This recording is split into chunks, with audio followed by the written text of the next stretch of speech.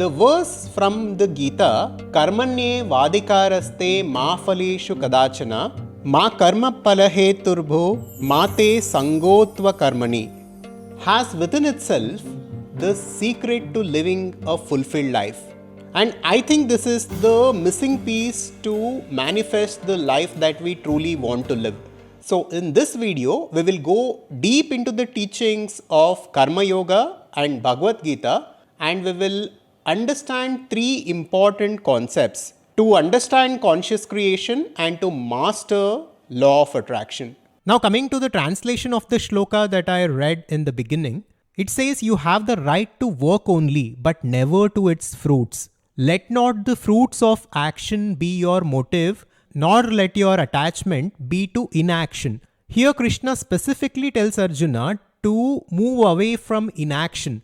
So a place of inaction is also not a great place to be for most of us. So we need to focus on our goals. We need to detach ourselves from the outcomes of those goals, but we need to perform that action and perform the task at hand in the best way possible by giving it everything that we have as an offering to that divine consciousness. This is Karma Yoga, and this is the way to success as per Krishna. Part 1, let's talk about the premise of Karma Yoga. To understand Karma Yoga, we need to understand the three main aspects of Karma Yoga. The first aspect is selfless action. Basically, when we perform actions, when we are not associated with the ego or when we are not identified with the individual ego, such action can be called as Karma Yoga. Second, detachment from the outcome. So, whenever we are performing action, when we are obsessed with the outcomes of our action, we take in a lot of stress and also the efficiency of the work decreases. Not only this, when we understand the mechanics of karma, it is extremely important that we perform the actions without any attachment to the outcomes of it. We will understand why this is important even for manifestation in the next part of this video. And the third point when it comes to Karma Yoga is about surrendering to the infinite intelligence. Whether you want to call it God or pure consciousness or your higher self, it doesn't matter.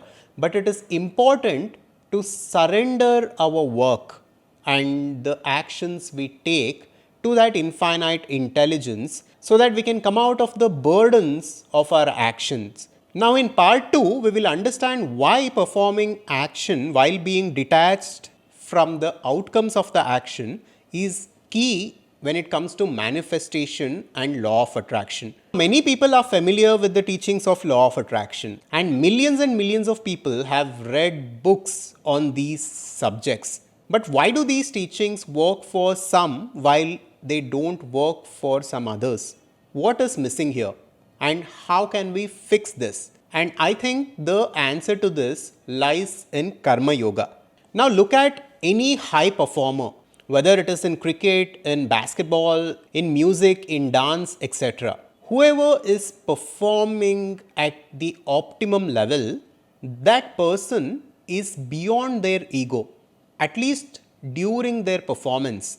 This is because when we are identified with our egos and when we constantly think about how someone else perceives us, what will people say, what should I do now, is what I'm doing right? It's because when we are identified with our egos, we struggle to perform actions efficiently.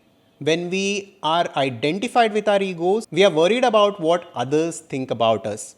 We are stressful, and this will affect the workflow and this will affect the manifestation also.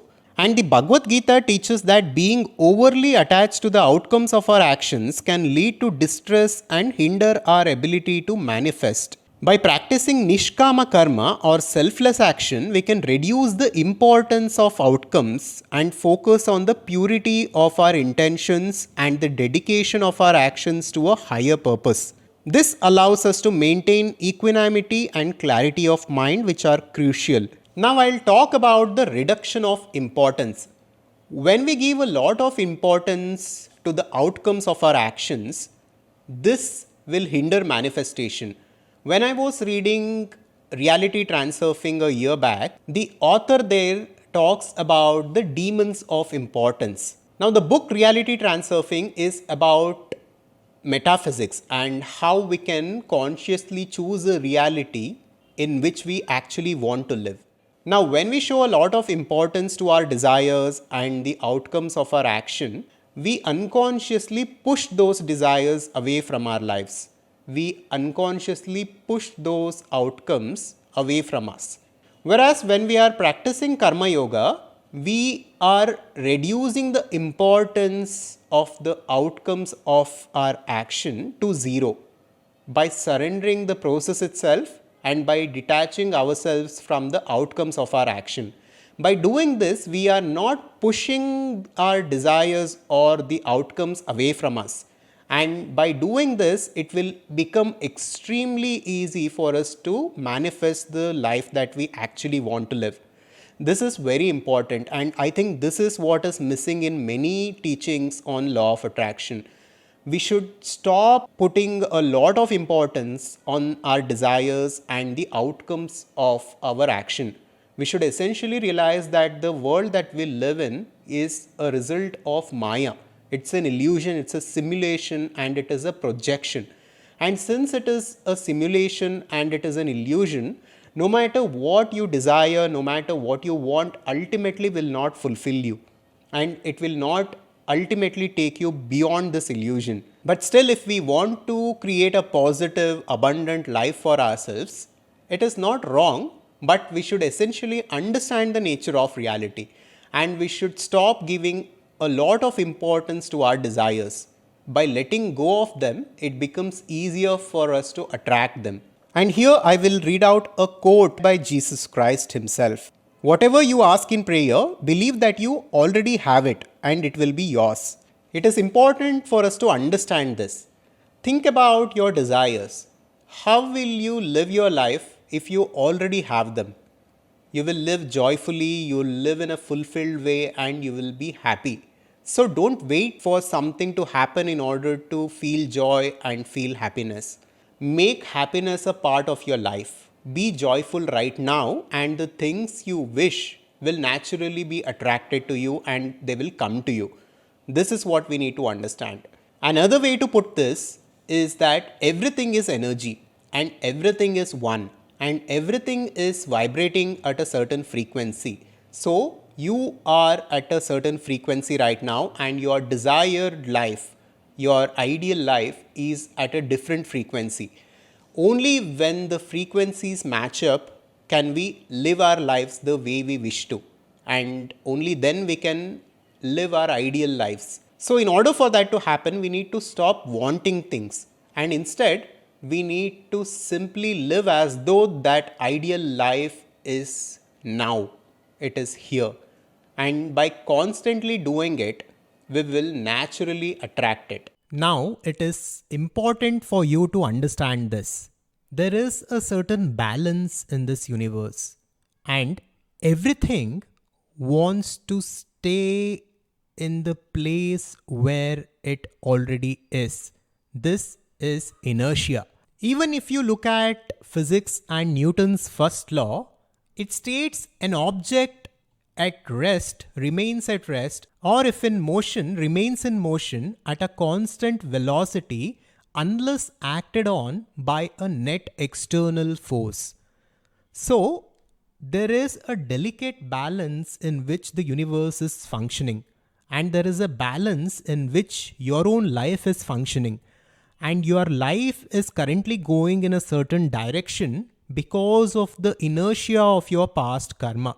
Now, if you want to change the course of your life, and if you want to take control of your destiny, you need to understand this and you need to break away from the inertia. So you need to focus on where you need to be.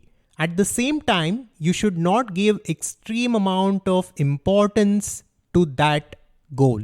This is a subtle balance that we need to achieve in order to truly manifest our dream lives. And coming to another concept that we need to understand when we talk about karma yoga is the concept of yagya. Yagya means an offering to the Supreme. So the work that we do should be an offering to a higher cause, a higher self, or towards a higher being. This is very important when it comes to karma yoga. Now coming to the third part, the flow state. This is a very popular concept in the West, the flow state. This is what the greatest athletes on the planet strive for. When people are in that ideal flow state, efficient work becomes natural and amazing, extraordinary results can be achieved. And the secret to this is also Karma Yoga, as per my understanding. Now, flow refers to the mental state which happens when a person is completely focused on a single activity. Now, think about this. All of us at some point in time have achieved or have experienced this flow state.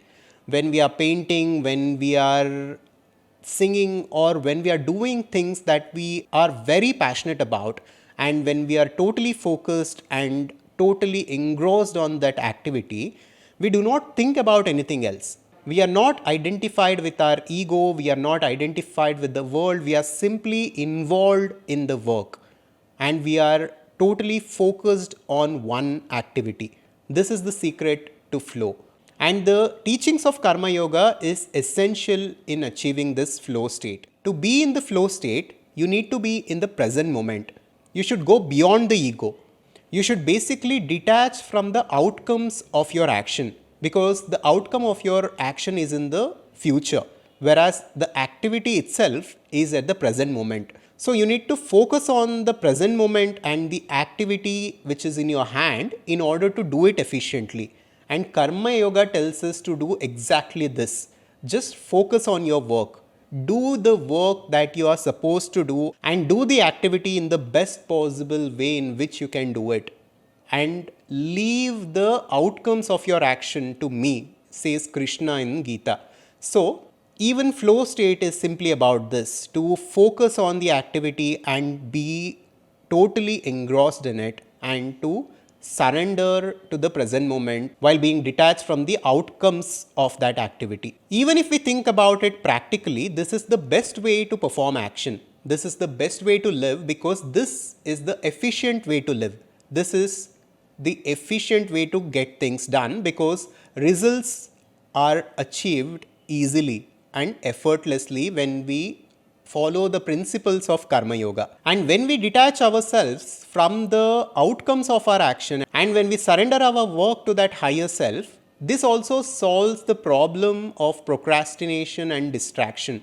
We procrastinate because either we are distracted, since we do not have clear goals in our lives, or we are afraid of failure. Once we surrender the entire work to a higher intelligence, we no longer fear failure. So we go beyond that and we can beat procrastination by having clear goals of what we want to achieve, and by breaking those clear goals into small, achievable, doable tasks, we can clearly focus on the activity at hand instead of worrying about the outcomes of that activity.